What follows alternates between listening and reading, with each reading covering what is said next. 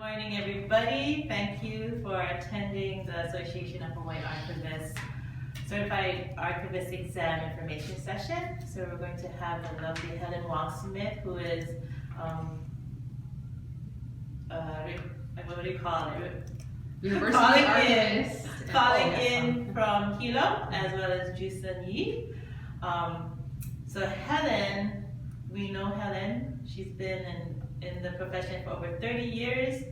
And I'm just gonna say this, she's been a certified archivist since 2001 and was named a Distinguished Fellow of the Society of American Archivists in 2016. She serves on the advisory board of the Archives Leadership Institute at Purdue for the next 3 years, and she's currently the archivist for the University Records at the University of Hawaii, Manoa.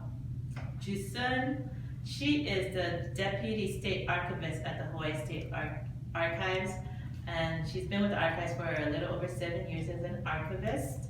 She led the last Certified Archivist Exam study session and was on the board of the Association of Hawaii Archivists the last 4 years, and she was last year's president. So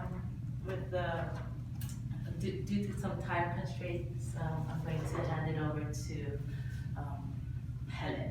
So go ahead, Helen. Okay. Yay, she gets a lick.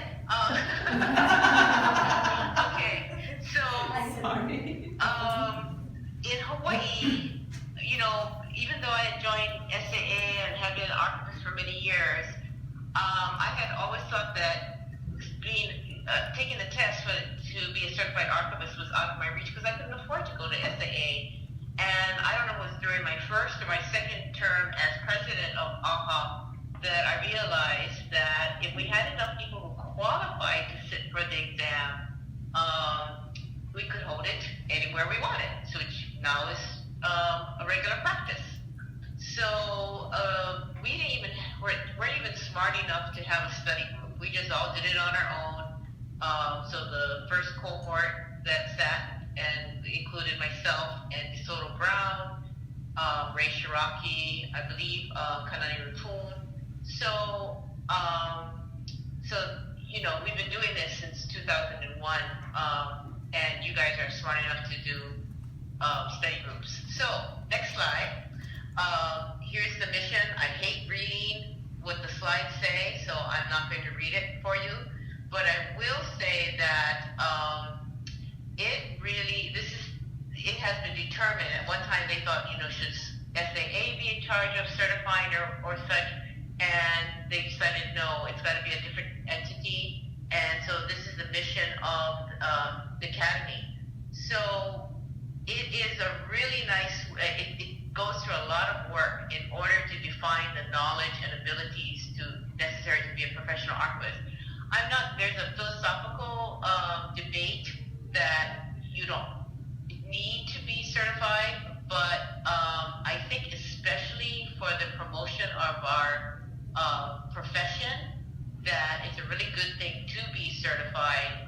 It makes, especially to those on the outside, you have that confidence when someone asks you, what do you think of so-and-so, or I've seen too many times that people become archivists without any training, and they do all kinds of innovative things that do not follow best practices or standards.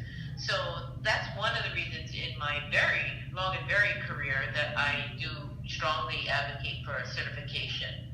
So this is what ACA's mission is. Next slide. So here's a little bit of the history that I alluded to, that the SAA Council creates certification after years of debate.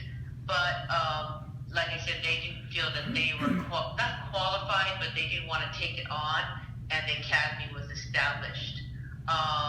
They have currently with the last certification group, there were 147 people, new certified archivists, and 90 of them, 90 more recertified, and that's myself included. So I'll talk about recertification later on.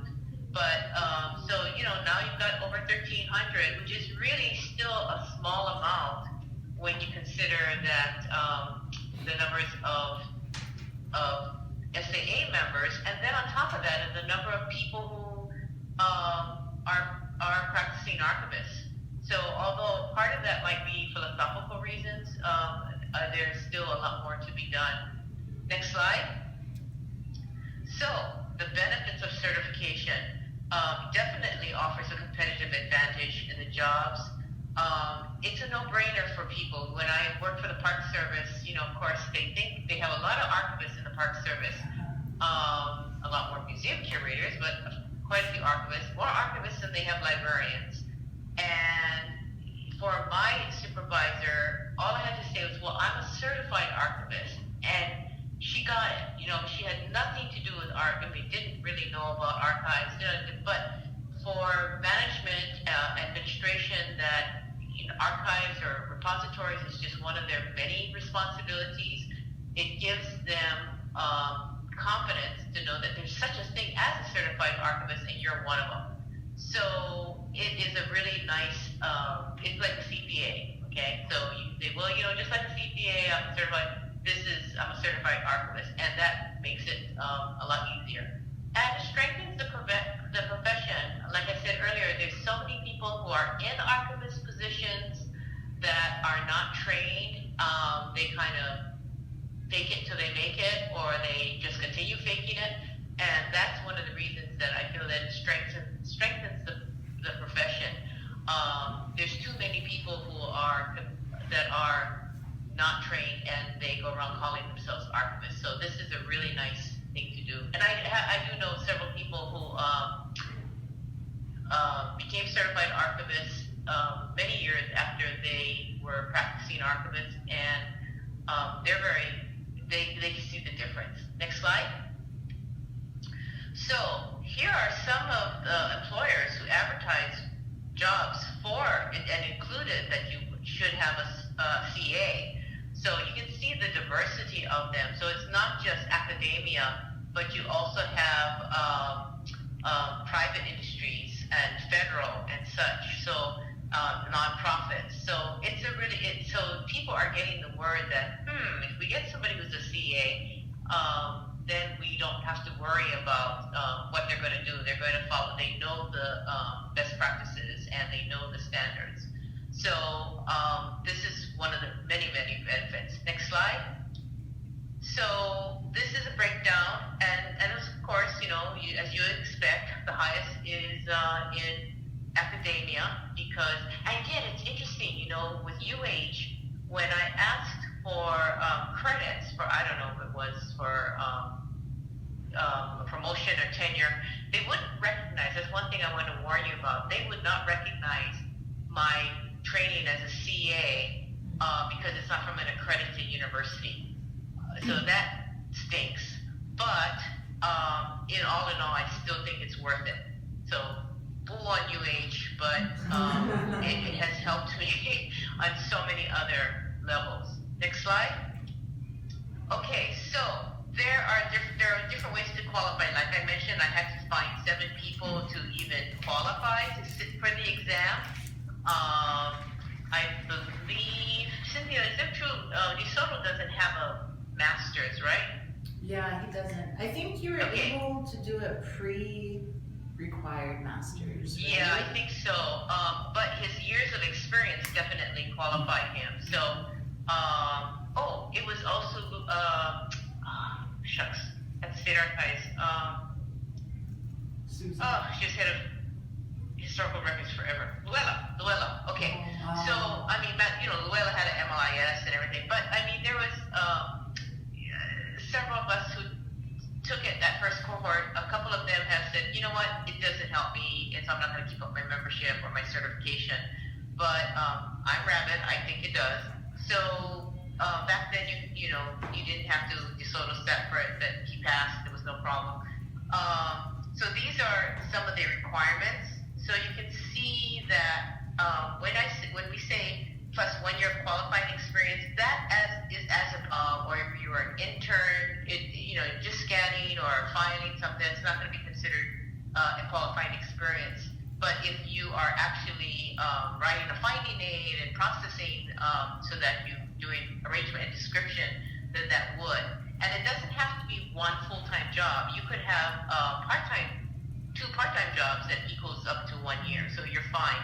All of this is explained on the website, so I encourage you to take a look at that. So the master's concentration, that's self-explanatory. So when I graduated from our library school, they had it was on hiatus. They didn't have the certificate in archives records management. I took classes, but they didn't have it. They have since reinstituted that. So there's that ability. So even if you've graduated and you feel a little like, well, I don't have, go and take those classes. It doesn't hurt. Next slide. So here I was taking professional work as opposed to kind of work paraprofessionals do. If you're not sure, go ahead and look on the website, on the ACA website, and they'll talk about it, or go ahead and contact the regent for exam administration. And she's a very nice lady, so go ahead and don't feel bad about saying, okay, well, these are my duties that do you consider this professional or paraprofessional? Next slide. Okay, so there is such a thing as a provisional certificate. So for instance, everybody here is graduated, so I'm not going to go over this as much, but this is an option as well. So next slide. And so after passing, you can let's say you didn't graduate yet, you have but you passed the exam, then you have 3 years to earn your 1 year professional experience. So it's actually a pretty good thing, because let's say you're a recent graduate, and you take the exam and you pass it. Then when you go up for a job interview, you say, hey, I already passed the exam. I already know what I'm talking about, what I'm doing. And if you hire me, then I can just take care of that 1 year professional experience. So that is a really good thing to have an edge over other people. Next slide. Preparing for the exam. So these are the domains. These are the current domains. So they're pretty standard, the 7 domains or areas of expertise. And just to let you know, ACA has approached me, and because of my work in SAA on cultural competency, they've asked me to come up with curricula, or at least some kind of definitions to show adequate knowledge of cultural competency. So next week when we go to SAA, Rebecca Hankins and I have submitted some verbiage, and they're going to try to decide if knowledge domain a cultural competency should be an 8th domain, or if it should be integrated into these 7 domains. So if they decide that this year, you may want to take my workshop on cultural competency. So that's something that's coming up. But you can see how they went through this thinking like, okay, what does a professional archivist need to be fluent or competent in? And so these are the areas that they came up with. Next slide. And within each of the domains, you've got the general knowledge statements, and then each domain is subdivided in a series of tasks. So let me show you some of the tasks and knowledge statements. So they just basically say this is what an archivist needs to know to complete each of these tasks. Next slide. So this is the thing. I mean, it is. Somebody said, was it Nikki that said, it was such a difficult thing to go through. It's not, and I'm a terrible test taker to begin with, and I found it difficult back in the day. But they go through a lot of work in order to come up with these 100 questions. They don't just pull them out of the air. They have the testing expert, the psychometrician, and you have 8 people on the exam, 1 for each domain, and then the head of the exam development. They write the questions, and then they have a bank. So they'll come up every year, or excuse me, every 5 years, and come up with a whole nother set of questions, and it's over 200. So because the profession is changing, so you have to change the questions. It's the same test that is not the same that I took, that Nikki took. So this is another, it's just different knowledge base.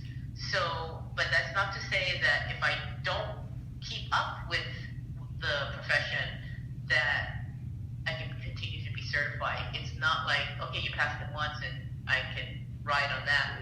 I have to recertify every 5 years. So a different group, so you've got this examination committee, the exam development committee, and then a different group goes ahead and judges the questions. Next slide. And so here is an example. So you've got, for instance, in the domain of preservation and protection, this is a task. An archivist should know that this is a task that is going to be called, you're going to be called upon, and then this is a statement. So archivists know and can apply the knowledge of these causes and consequences to the deterioration of various media and format. So from all of this, you see the hierarchy of how this goes. Next slide. Then this is the question that it comes up with. So everybody shout out the answer. 26. Very good. Next slide. Okay, so the key is permanent and color, and it's not like we just come up with these because we all just know this by heart, but we give the citation. So by studying the resources that they recommend on the website, you're going to have citations of the basis for these questions. Next slide. So here's another one. For FOIA, what's your answer? Well, it's got it right there. Okay, so yeah. Hello. So this goes, it shows you it's from the 7th domain. It's one of the tasks. It's this knowledge statement, and this is where it comes from. So if you study the material that's presented, you can pretty much take care of these, answer these questions. Next slide. So you apply by going to the website, downloading the application. You get all this supporting documents ready, the grad school transcript, and these other things. If you are not, you're already in the field working, and so you can take care of that. Next slide. And then there's get that early bird fee. There's an application fee, and there is a travel assistance award. Now, I don't think that's going to help us much going to the East Coast, but that is an option that was not available previously. So that's kind of a nice thing. Next slide. And then, of course, you have that option. You take it there, SAA. These are organizations. These are cities that have picked their site, and then we can do it here. So it's pretty nice. Now you only have to have 5 people. Back in the day it was 7, and so this is an opportunity that I know has been done several times with AHA. Next slide. So what's the important part? Preparing for the exam. So I can't share my screen with you, but if you go to the Certified Archivist website, it's www.certifiedarchivist.org, you're going to have the handbook, and Nikki gave all of this to all of you. This is the exam handbook, which is free and available, and it's going to tell you what to prepare for, and it's going to give you suggested reading lists. And it's not that you have to read every single thing, but I will say I would recommend the first thing you start with is the SAA Fundamental Series.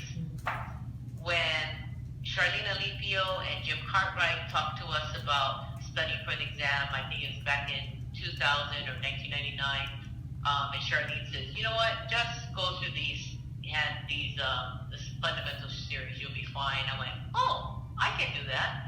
So I started off with that. And so you have, the second edition of many of them, start off with that, and then you can craft your study approach, your strategic study, based on a couple of readings that Nikki also provided to you.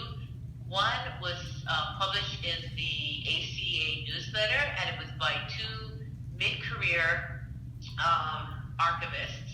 So, they were already in the road, they had been doing it, one had a PhD, and it's a very good account of how they went about organizing their study. There's two of them, so I wouldn't call it a study group, but how they went about organizing their approach of studying and preparing for it. And then the other article is by a student, and just entering. So there's really good approaches of how to do that. So look at the handbook. There's a list. It's not a complete list, but if you go through the fundamentals and then you focus on areas that you probably think you're a little weak in, I think you can pull it out from the list, and then you prepare for it. It was interesting because the two middle career archivists use flashcards, and they said that was one of the easiest, the most effective things that they found. So if you want to do electronic flashcards, if you want to do Trello or something like that, that's totally fine. So you can do it in the group, the study group, that's fine. Next slide. And then between 1 and 2 months after taking the exam, you get the results. And nobody has ever gotten a perfect score. So if you want to strive to be the first one, eat more. But it's usually past point, it fluctuates because it varies depending on the difficulty of the questions. And that second group of reviewers, you have the examination committee, the second group are the ones who determine how difficult and what point weighting they give to each question. So that's it's going to be slightly different because the questions are slightly different. Next slide.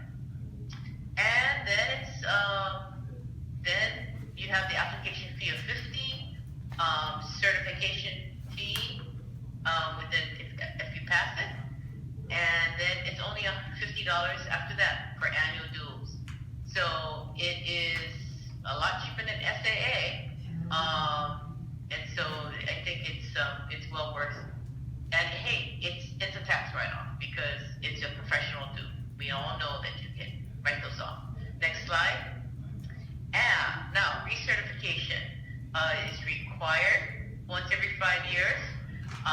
The POC here will not pay money if she doesn't have to, so there's no cost to recertify. You can either retake the exam or you can petition, and this is what I do too. So there's a very long, has anybody else in the group petitioned for recertification? Not yet. Not yet. Not yet? Okay. So it's a rather long, but what I would say, if you're choosing to go that route, every time you do, look at the maintenance form, and then whenever you do something, start populating it, because to go back, what did I do the past 5 years under this, what kind of professional development did I take? What classes did I take? What instruction did I give? What kind of, it's just a pain. So download the form first, and as you go through the 5 years, populate it as soon as it occurs. So, so if you're prepared, so we should be organized, with our own personal stuff, right? Okay, next slide. And so everything is there. You've got the exam application, the handbook, yay, all the information. And I've never been with that Facebook light on their own website is so robust, and there's so many resources. It's a great thing. Next slide. Okay, so if you have any questions, this is who you can contact, and the officers. And I know pretty much all of them, so if you have any question, you want to run it past me first, then feel free to do so. There is really the best link you can look at, of course, on the website. It's Becoming a Certified Archivist, but I would also take a look at the road delineation statement, because that's going to give you a heads up on what they consider the important things within each domain. So for instance, within the first domain of selection, appraisal, and acquisition, they're going to tell you the tasks. So look at that. So when you're studying, you can say, oh yeah, this is probably going to, appraisal for of records of papers with their long-term retention, or, whose retention schedule do I have to adhere to if I'm dealing with government versus, or even if I'm doing a nonprofit or the academic, but I always tell people, like, okay, yeah, maybe we're in academia, but this particular project was funded with federal grants, so we better look at these as well. So those are the types of things that you can look at when you're looking at the different domains, and then when you start studying. So that's about it. Thank you, Helen. We're going to, I guess, jump to Juson's PowerPoint. Okay. Hello, well, so I'm so glad that Helen was part of this informational session, only because she went over a lot of the, I guess, nitty-gritty things and maybe the formal part of it. My presentation is pretty much my own personal experience, so hopefully it's more or less informal in that sense. But anyways, I am glad to be here, and I hope and wish everyone the greatest of luck. The exam itself was pretty difficult, but I think, like anything worth getting, will be difficult and will be challenging. So, but the benefits are also there too. So I'm gonna jump into my presentation.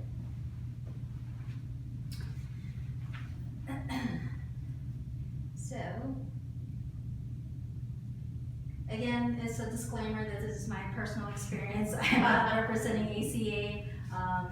So in terms for everybody's own, I guess, path, you have to choose what fits you and what will work best for you.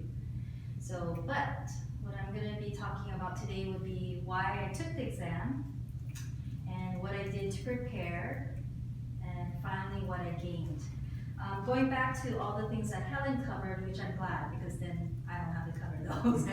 Meaning, the mission of the ACA in terms of the background and the history, as well as she gave a lot of good sources of where to find the information, which I'll probably touch a little bit of, but not too much. Okay, so the first one would be why I took the exam. And basically, part of it is job security. I didn't really hear about the exam until after I was hired, which is kind of weird, because in one sense, you take the exam so that you can get hired or get more job prospects. But when I went to library school, as Helen mentioned, archives wasn't something that they offered every semester. And I didn't even know I was interested in the field until after I graduated. So this came a little bit after. But being in the field, the archival profession, it is limited in terms of job, especially in Hawaii. And I just heard from other people that anything you can do to help build your resume or your CV, obviously it's going to be a benefit. Little did I know how hard it was going to be, but still, it was just word of mouth. Somebody told me about it, and I thought, and especially as Helen mentioned, if you're going to go more academia, a lot of the universities will look for that, any kind of license or certification. Not that I had any plans per se, but that was just something in the back of my mind. Second thing, as I mentioned, I didn't study archives, so knowing that the amount of work I would have to learn about, I thought, hey, if anything, this could apply to my job now. I mean, that's certainly something that I could use, and it'll kind of force me to pick up the book, or read an article, or even just talk among colleagues about it. There are certain things, obviously, you learn on the job. I mean, that's where you get your experience. But beyond that, management is not going to necessarily tell you, hey, by the way, you should know all the fundamentals, or archival theory. And maybe they take it for granted that you either know or you're doing well enough. But for me personally, it was something that I wanted to pursue. And then finally, as Helen mentioned, there is a certain amount of prestige in having that little extra edge. So far, I guess when I took it, I mean, it was something that was recognizable. It's not something that people never heard of. In other words, to say, oh, you got a license in what? Basically in the archival profession. If you talk to somebody else, or your friends who are not in the profession, of course, they're not going to know what that is. But knowing that it was nationally recognized, I think that was a big, boost about it. So there is a certain level of pride and prestige that goes with it. Okay, so now I'm going to jump into how I prepared. So after I went to the website and I looked at their handbook for archival certification, I thought, oh my gosh. It kind of reminded me, and this is not to scare you or anything like that, it kind of reminded me of, preparing for the SATs, or even taking a full college credit exam class, just because the amount of suggested readings. I was thinking, there's no way that I can do this by myself. Two things. I'm a horrible procrastinator. I love to procrastinate. So I thought, that I'm gonna need help in, and that's why I formed the study group, because that would hold me accountable. Because it wasn't just me studying for myself, but it was also contributing to the group. And I knew that would keep me kind of on a timeline of sorts. And second thing, it's not like I had a whole lot of money or an expansive library of all these materials. And some of it, yes, you could borrow from the library, and some of it you can find online, but a lot of it, was something that you would either have to purchase or find somebody that had a copy.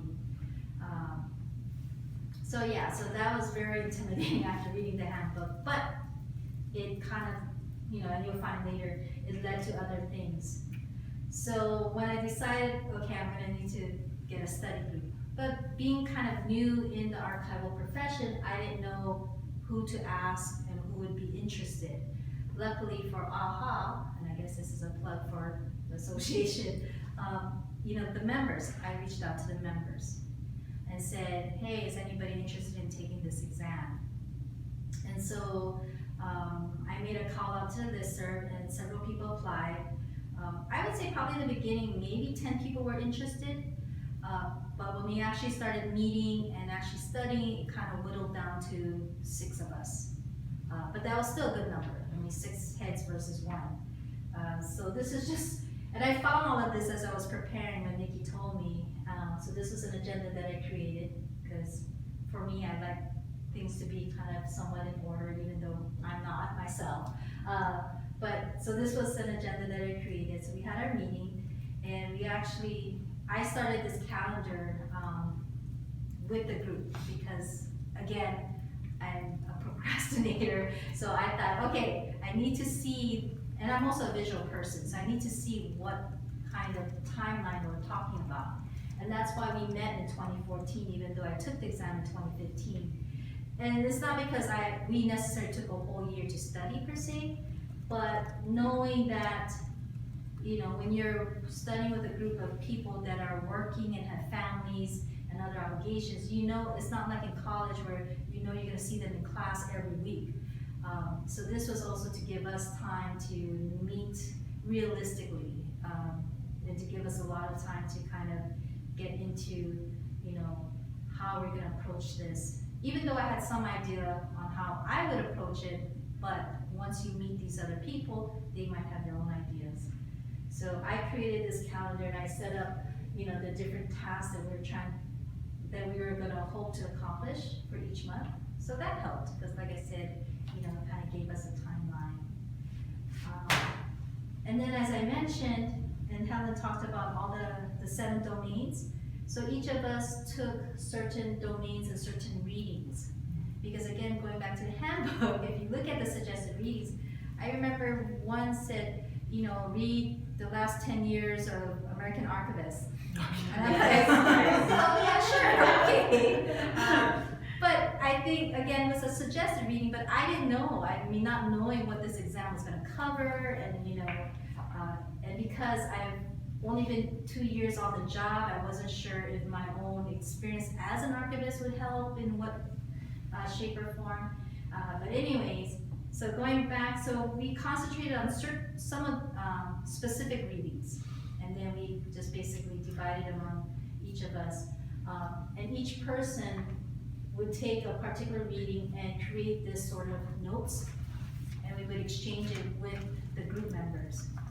So you yourself having to prepare this for your group members, one, yeah, it kept you accountable, and so you didn't procrastinate because you knew you had to turn it in. Two, because you were the one creating the notes, for me anyways, that's the kind of learner I am. When I read and I write, it helps for me to retain it better. And then you had to present the notes to your study group. So more so, that's another way of, you know, confirming what you just read. Because sometimes, you know, you forget what you just read, but if you write it down and you have to talk about it, more so that's gonna be more ingrained in your own memory. And then the other members did the same. So then you got to collect their notes. So then, I mean, of course you should read a little bit on your own too, but having their cliff notes, I mean, it helped tremendously in terms of time management too. So we exchanged all these notes. And then toward the end, we actually created our own practice exam. So in the handbook, they give you sample questions of each domain, but because all of us was putting so much effort in creating these notes anyways, for each person to then, you know, create a question or two and then present it to the group.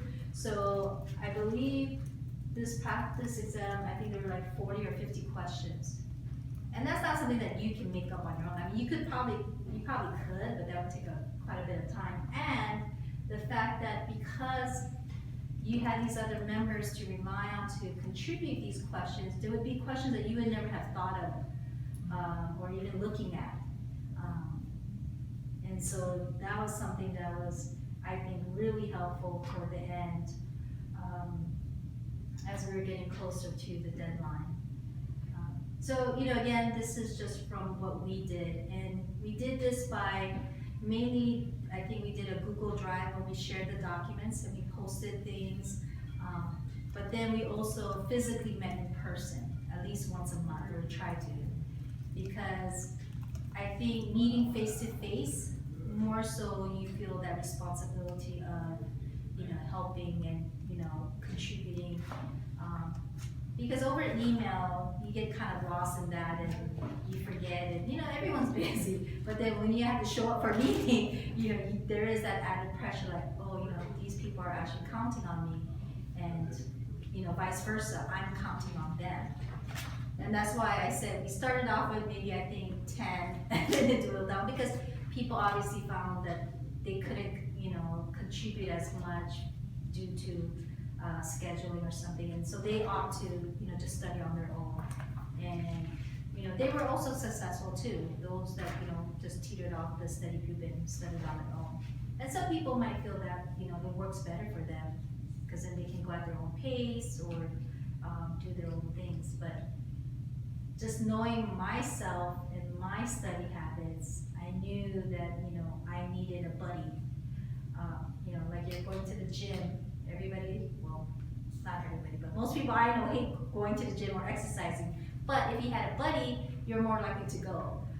So same concept, and going back to, you know, sharing not just the intellectual part of it, but also sources, because we had several people that worked at UH Manoa, so when they borrowed books, I mean, they could hold on to the text for like 2 months or so, or 3 months, yeah, so depending on their status. So more so, we had these books that we could loan each other and basically borrow. And I got in touch with an AHA member who had a set of the SAA Fundamental series.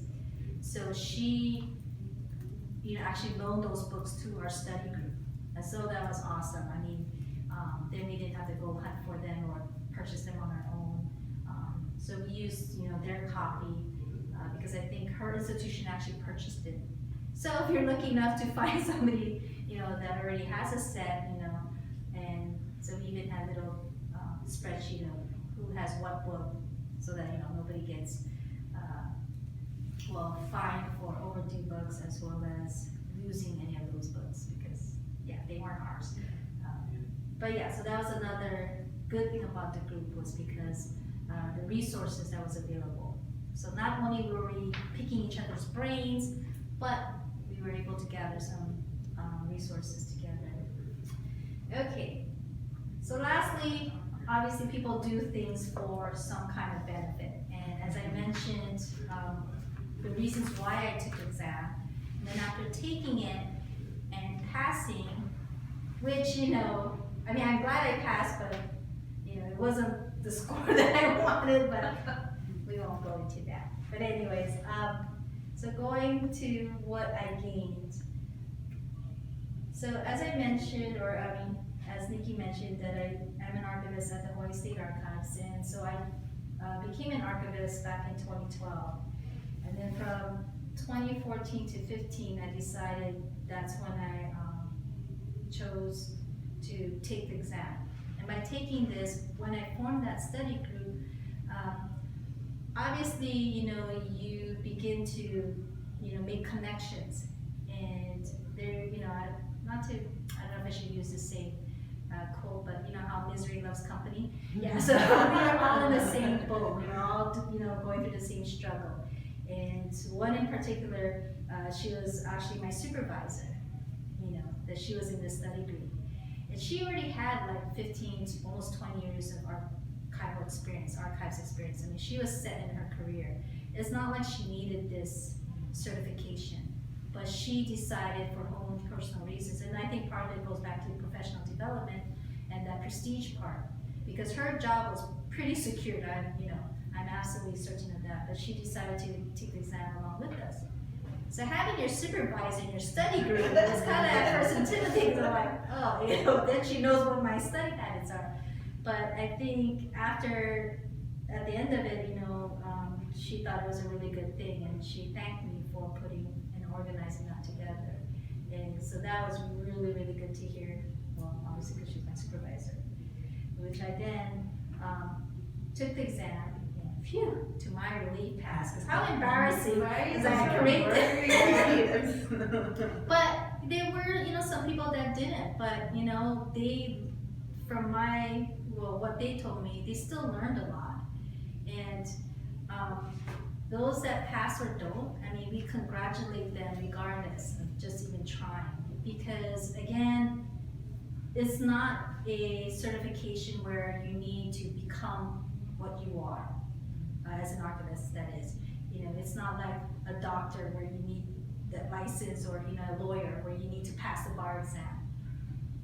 I don't know if they will ever push that in the future, but but at the same time, so even if you fall short, you can always take it again, because it'll be the same application fee, only until you pass, then you pay the big bucks for that one time, and then you renew, but and that's something that you just take it with stride.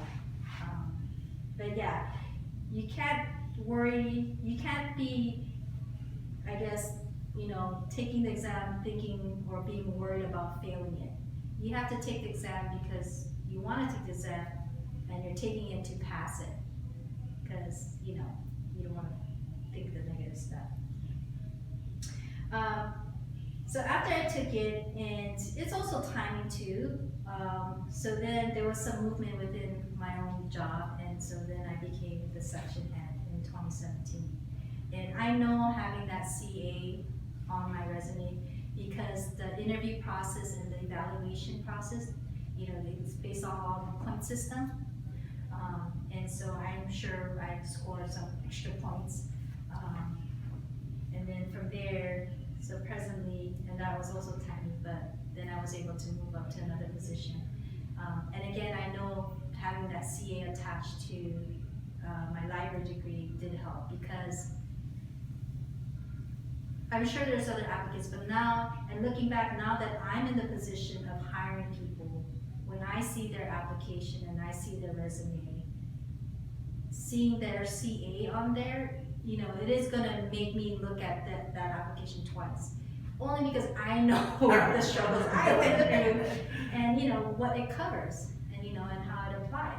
So as a person in management, when I see an applicant come in, I mean, you know, they could do super good in the interview, they might even have some archival experience, but if the second applicant had the same thing, but that person just happened to have the CA, I mean, I might consider that other person only because, you know, there's a bit of, you know, there's a lot of commitment that goes into this, obviously a lot of study, but it is something that's nationally recognized as well. So I guess in that sense, you know, that would be my, you know, suggestion or my point of view. And with that, thank you and good luck. Are there any questions? I know mine kind of went fast, but. I kind of do have Yes. a question, because just based off of your experience, so did you, I don't know how to word, okay, so a lot of my archival experience is pre-masters. Will they recognize anything that's pre-graduating?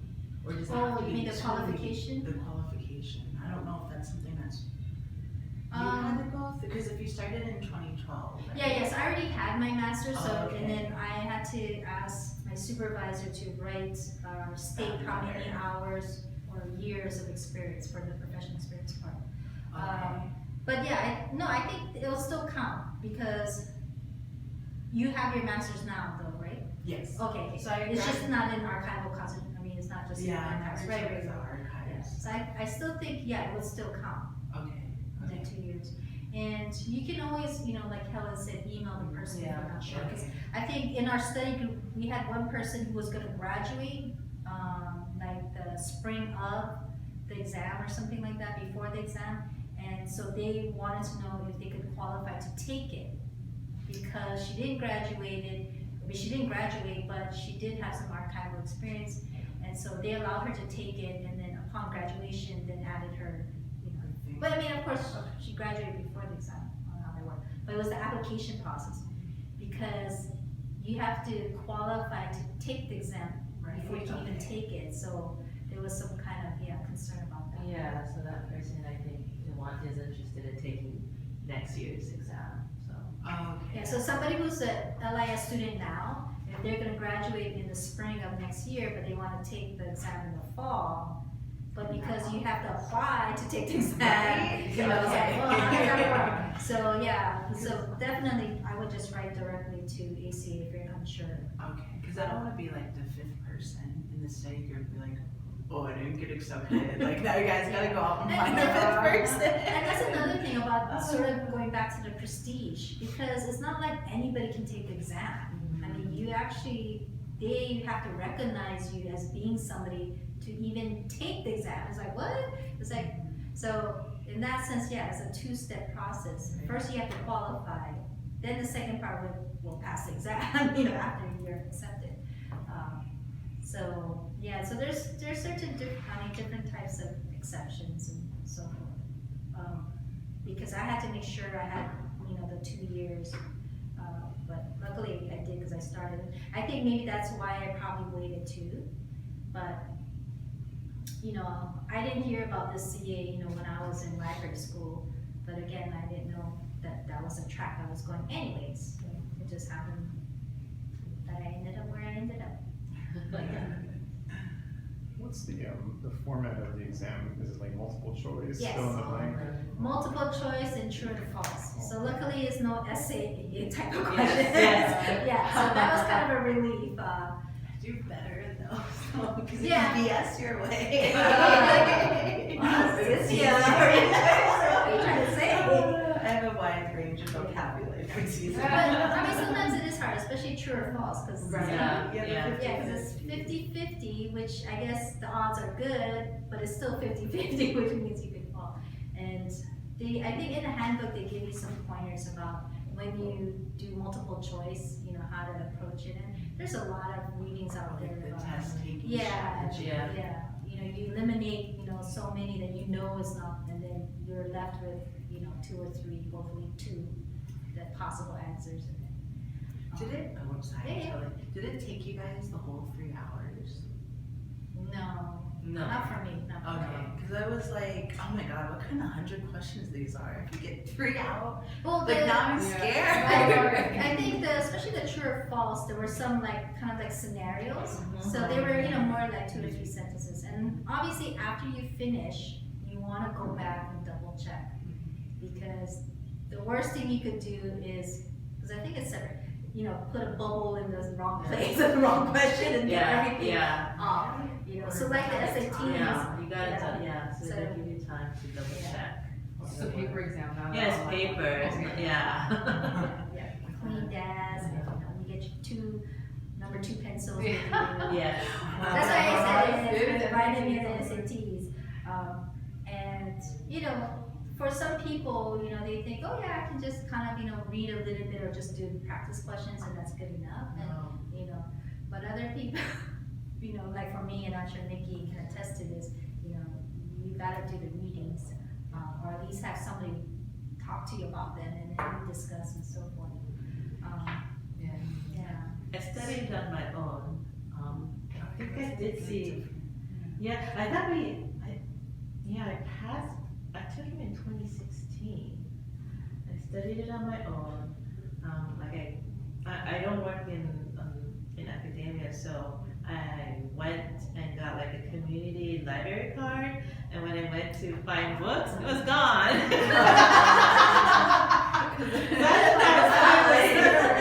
I had to find other ways, you know, in getting the material, like the fundamental ones, and I searched and I found like this study group from somewhere on the continent shared their notes, but that's like in 2016, you know. So it's like, oh, I don't know, this is available, you know. But it helped, and also Society of American Archivists, their what do you call it, their journal. They have it available for free online, but not the most recent ones. So those were available too. It was hard for me. Like I didn't have a life, you know, and I wasn't on the archives track for when I was in school. So I was on the job training, and I did it because I graduated in 2013, and I thought it would help me to look for a better job. But right now, I can see how it's applying to how I'm making my position in as a foundation archivist show to other people that it is a serious role, and I think that is my kuleana here in this in our little in Hawaii. Like, hey, yeah. These nonprofits and local foundations, they have to think twice about preserving their records, historical records, you know? So like, I ended up being the go-to person, and I'm trying to see, you know, how they can prioritize it within an organization. So, yeah.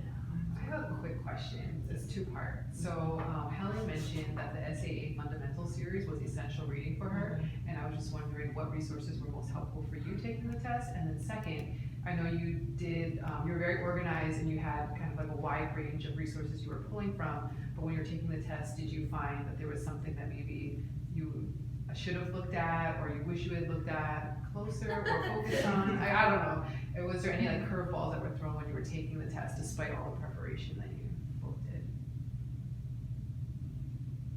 Well, I'll start, I guess. For me, the biggest resource was that study group. Because, I mean, unlike Nikki, it's not something that knowing myself, like, I say, okay, this weekend I'm gonna just stay home and read this book. No. But if I knew that something was due on Tuesday, then okay, I'm gonna, when I come home on Saturday, I'm gonna stay up and write my notes and take a look. So I think for that was my biggest resource. In terms of the books, I mean, it was kind of like such a blur just because there was so much Yes. that I can't really say there was one specific thing, that I looked at. And luckily, on my job, I was working on a project with the State Archives with the microfilms, and there was a section on microfilms. It was in the readings as well as on the test. So I was like, oh, okay, something that I took for a while. And maybe that's why, to qualify, they want you to have some archival experience. So that part of the exam was easy. But nevertheless, it talked about copyright. There were some, names and dates. They had, particular names of people that were prevalent in the archival profession. So you have to know those names, those people.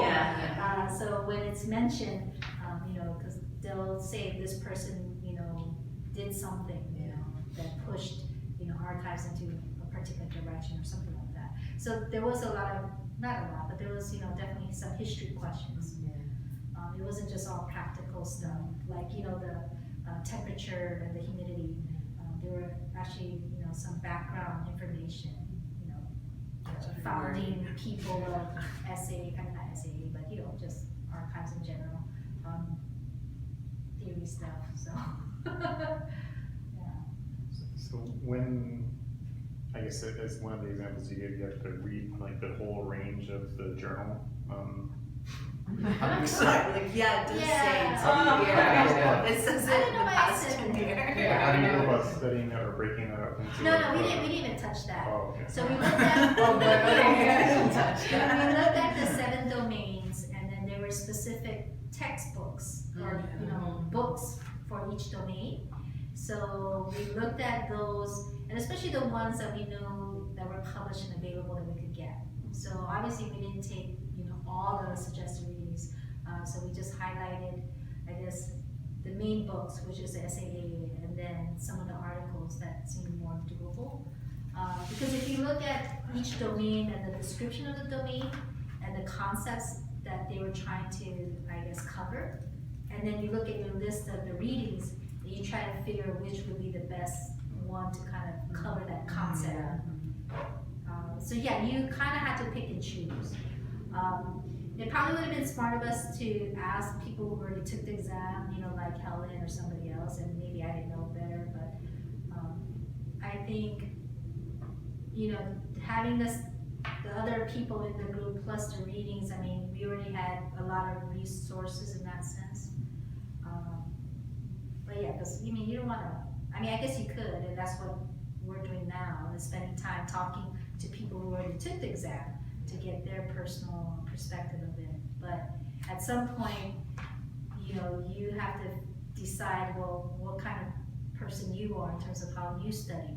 Are you somebody good to, in terms of you handle assignments better? Like if you're told, okay, can you read, the first 5 chapters of this, and I'll do this part? Or are you somebody that likes to just kind of look at everything and then, task 1, 2, and 3? Like, I studied for it for like 5-6 months, and I remember like my founding base was this textbook that I bought on my own when I realized, oh, I have to learn about, know a little bit more about archives. This is when I first started my, one of my jobs where archives was part of it. And that became like my guideline, aside from the domains. And that helped. And I was like, what Jason was saying, like, looking at the reading list, and I forgot, can't remember their names right now, but, they had those like critical figures in archival theory and all of that. Plus, I took the digital archives specialist certification exam the year before. So some of the content there helped. So like when you do study, you really gotta know the trends too. Right, what's happening. Yeah, that's what I was gonna say, cause this year might be more digital, electronic, we might be pushing more that way. They would say like, the theory, archival theory is still applicable to digital archives. It's just like how it's done is different now because it's a different medium, right? It's no longer paper, now it's digital. Yeah. Oh my gosh. It's, I totally thought I could just wake up and be like, No, okay, let's do no, this. that's- I'm like, oh, maybe not. it's serious, yeah. Well, I mean, it's sort of like, yeah, you wake up and you say, well, am I gonna try for it first? You have to make that decision first. Sure. Am I gonna, try to see to take the exam next year? Because you definitely need to plan. I mean, it's up to you how much you wanna plan and prepare, but you definitely have to plan to say, okay, am I gonna take it next year? I'm shooting for 70. I'm shooting for 1 point above a pass. No, we're shooting for the, perfect and then fall, Because at the end of the day, you don't have to tell people your score. Oh, You yeah. have to tell them I mean, what to you this day, I have. go. I Yeah. mean, I know, Because that's the only thing I'm worried about is I get into my head, actually taking a test. Like I'm the worst test taker. So But that's that's what what I'm Helen said too. worried. Yeah, so I'm like, oh my gosh, because when you sit there, because I took, for business, whatever that is, the InStats or something, and that was crazy. Yeah. But I guess that's why I was like, oh, maybe I need to redo my calendar, because for that one, I was like, okay, let's do it, we can do it in 3 months, and then that was horrible. I passed minus the whole, math. So I was like, what is that, math? Okay. So, I'm gonna close it right now, so thank you, Jason, and thank you, Helen and Nilo, for, giving your presentation and sharing how you, study for exam, as well as, what it's all about.